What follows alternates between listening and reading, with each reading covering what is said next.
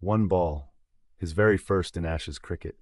It pitched 6 inches outside leg stump, and by the time it stopped moving, England's best batsman was walking off Old Trafford in disbelief. It was June 4th, 1993. Shane Warne was 23 years old, chubby, blonde, and completely unknown in England. Mike Gatting had faced spinners his entire career. So how does a delivery drift one way, land in the rough, and then spin almost the width of the pitch to clip off stump? How does one ball rewrite 20 years of cricketing physics? The answer starts in a Melbourne suburb, with a broken wrist and a coach who almost gave up on him.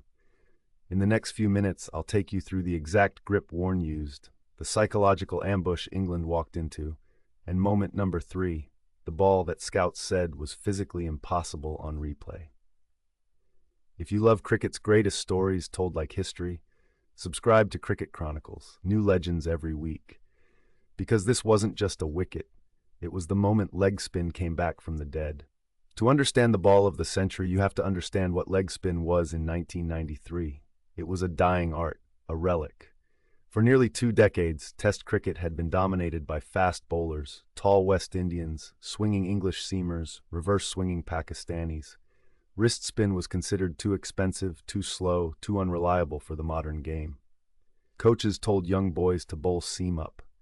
Selectors ignored anyone who tried to flick the ball out of the back of the hand. And then came a surfer-haired kid from Ferntree Gully, Victoria, who had been rejected by the Australian Football League, put on weight, eating meat pies, and turned to cricket almost by accident. Shane Keith Warne was not the model of an elite athlete. When he arrived at the Australian Cricket Academy in Adelaide in 1990, coaches wrote reports questioning his fitness and his attitude. He was eventually asked to leave. His Test debut in January 1992 against India was a disaster. 1 wicket for 150 runs at the Sydney Cricket Ground. Journalists wrote him off. He was, in every conventional sense, a failed prospect. But behind that failure was an obsession. Warne studied Terry Jenner, the former Australian leg spinner, like a disciple.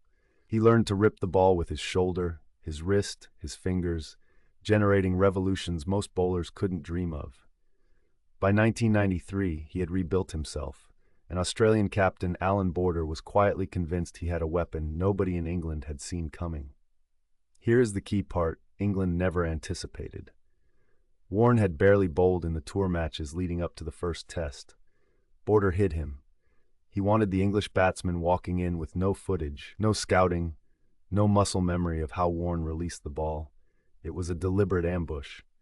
When the first Ashes Test began at Old Trafford on June 3rd, 1993, England were 80 for 1 in their first innings reply, cruising. Mike Gatting, 35 years old, veteran of 79 Tests, one of the finest players of spin in the world, walked to the crease. He had faced Abdul Qadir, he had faced Bishan Bedi. A young Australian leg spinner did not scare him. At 2:35 in the afternoon, Alan Border tossed the ball to Warne. It was his first delivery in an Ashes Test. He took 8 paces, rolled his right shoulder, and released. What happened next has been slowed down, dissected, and replayed for 30 years. The ball drifted in the air toward Gatting's pads, curving to the leg side, as if it were going to be a harmless full toss down the leg. Gatting shifted his weight, planted his front foot outside leg stump, and prepared to pat it away. Then the ball pitched. It landed in the rough patch outside leg, and it spun, not a little, not a normal leg break. It spun almost 60 centimeters across the pitch, cutting past Gatting's forward defensive bat, and clipped the very top of the off-stump bail. Gatting stood frozen. He looked at the stumps. He looked at the pitch. He looked at umpire Dickie Bird, as if asking whether that had really happened. Bird later said Gatting looked like he had seen a ghost. In the commentary box, Richie Benall, himself a former leg spinner, delivered the line that would define the moment. He's done it. He started off with the most beautiful delivery. Gatting has absolutely no idea what has happened to it. Gatting walked off, shaking his head.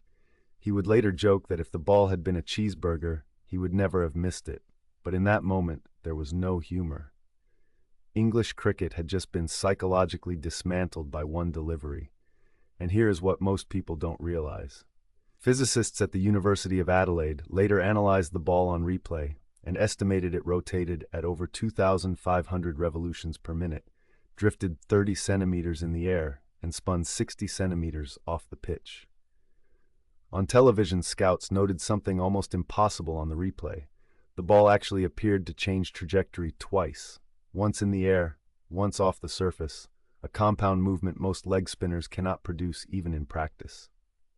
That was the physically impossible moment I promised you. It is why bowling coaches still use the footage today to explain what elite wrist spin can theoretically achieve, even if almost no one will ever repeat it. The Ashes series that followed was a massacre. Australia won 4-1.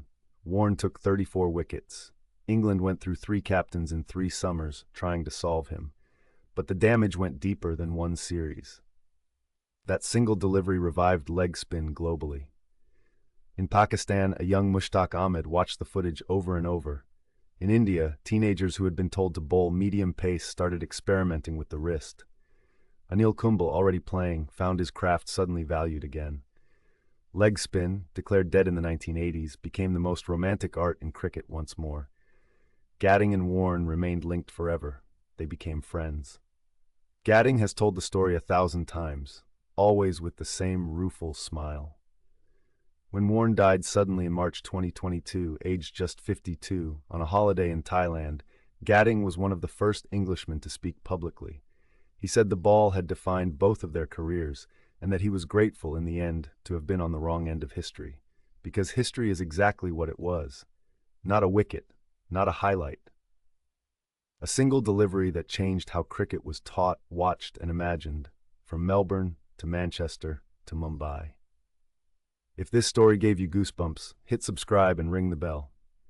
Next week on Cricket Chronicles, we unravel the mystery of the 1999 World Cup semi-final tie that broke South African cricket forever. Don't miss it.